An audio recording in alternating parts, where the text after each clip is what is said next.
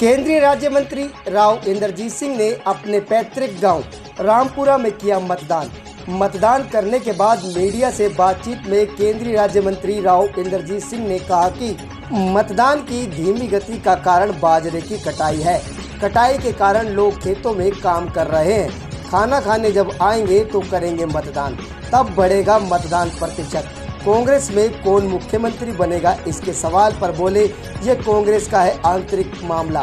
कई दावेदारों में कौन मुख्यमंत्री होगा, इस पर उन्होंने कहा कि कांग्रेस तय करेगी कि कौन होगा। वैसे कांग्रेस को नहीं मिल रहा बहुमत। अशोक तंवर द्वारा कांग्रेस वापसी पर तंज कसते हुए कहा कि दल बदलू है अशोक तंवर। पिछले 5 वर्षों में बदल चुके हैं 4 दल।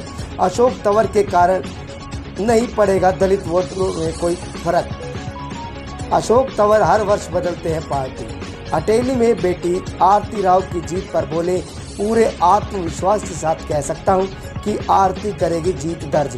जेजेपी द्वारा बीजेपी के चुनाव के बाद डूबने के बयान पर कहा, मतगणना के बाद पता चलेगा कि कौन डूब रहा है। जेजेपी ने 5 वर्ष भोगा है सत्ता का सुख। तीसरी बार बनेगी भाजपा की सरकार। गांव रामपुरा के सरपंच भी रहे मौजूद।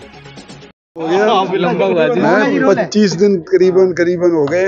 लोकसभा में भी इतने ज्यादा शायद नहीं थे पर्चा भरने के बाद। सर, आपने वोट कास्ट किया है, क्या कुछ अपील करेंगे? किन मुद्दों पर हरियाणा की जनता इस बार ईवीएम का बटन दबा रही है? नहीं तो अपील तो कर ली भैया, अब तो वोट डालने का टाइम आ गया। अब तो 8 तारीख तक इंतजार करना पड़ेगा। सबर आप भी करो, हम भी करते हैं। For the voters today, the percentage overall in Haryana till 9 o'clock was 10%. What do you feel about this particular? See, Haryana is an agrarian state, still very hot. There is bajre ki katai going on, so people go into the fields in the early morning and they wait for it to become a little hotter. When they come back home, have something to eat, and then they come and vote.